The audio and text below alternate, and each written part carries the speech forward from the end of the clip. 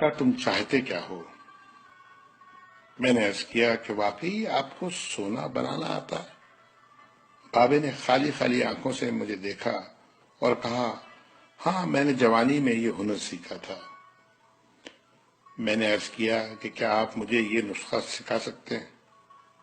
بابے نے میری طرف گھور کے دیکھا اور کہا کہ تم یہ سیکھ کے کیا کرو گے؟ میں نے عرض کیا میں دولت مند ہو جاؤں گا۔ بابے نے زوردار قہقہہ لگایا اور کافی دیر تک ہنستا رہا۔ جب وہ ہنستے ہنستے تھک گیا تو بولا، تم دولت مند ہو کر کیا کرو گے؟ میں نے جواب دیا، میں دنیا بھر کی نعمتیں حاصل کروں گا۔ بابا نے کہا کہ چلو یہ نعمتیں تمہیں حاصل بھی ہو گئیں تو پھر کیا کرو گے؟ میں نے جواب دیا، میں خوش ہوں گا اور مجھے سکون ملے گا۔ اس نے مسکراتے ہوئے میری طرف دیکھا اور کہا، گویا تمہیں سونا اور دولت نہیں، سکون چاہیے۔ میں خاموشی سے اس کی طرف دیکھتا رہا اور کافی دیر تک خاموش گھورتا رہا۔ بابے نے مجھے جھنجھوڑا اور کہا، دراصل تم سکون اور خوشی کی تلاش میں یہاں آئے ہو۔ میں اس وقت چونکہ ایک نوجوان تھا اور باقی نوجوانوں کی طرح یہی سمجھتا تھا کہ دولت ہی سکون اور خوشی حاصل کرنے کا ذریعہ ہے، لیکن بابے کی باتوں نے مجھے کچھ الجھا سا دیا تھا۔ اسی الجھن میں میں نے ہاں کر دی۔ بابے نے ایک لمبا قہقہہ لگایا اور پھر دیر تک ہنستا رہا اور کہا، کاکا میں تمہیں سونا بنانے کے بجائے انسان سے بندہ بنانے کا طریقہ کیوں نہ سکھا دوں؟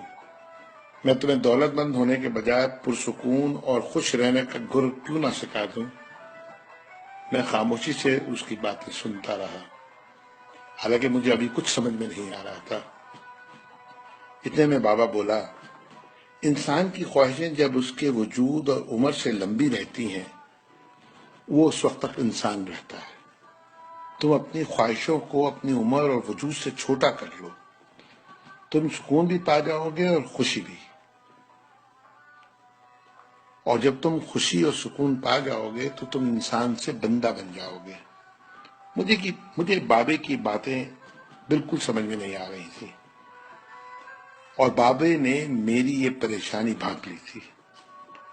بابا بولا، تم قرآن شریف پڑھو۔ اللہ تعالیٰ نے خواہشوں میں لتھڑے ہوئے لوگوں کو انسان کہا ہے اور محبت میں رنگے ہوئے آزاد لوگوں کو بندہ۔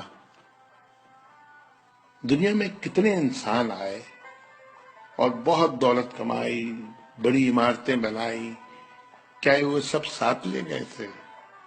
کیا سب وہ خوش تھے؟ تم بھی کیا خوش ہو؟ پھر بابا خود ہی بولا، نہیں، جب تک تم تانبے سے سونا بنانے کے چکر میں اور خپ میں مبتلا رہو گے اس وقت تک خوشی سے دور بھاگتے رہو گے اور بھٹکتے رہو گے۔ پھر بابے نے ایک چھوٹی سی ٹہنی سے زمین پہ رگڑنا شروع کیا اور کہا، لو میں تم کو انسان سے بندہ بنانے کا نسخہ بتاتا ہوں۔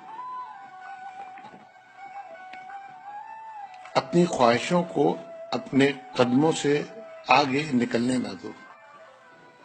جو مل گیا اس پہ شکر کرو، جو چھن گیا اس پر افسوس مت کرو۔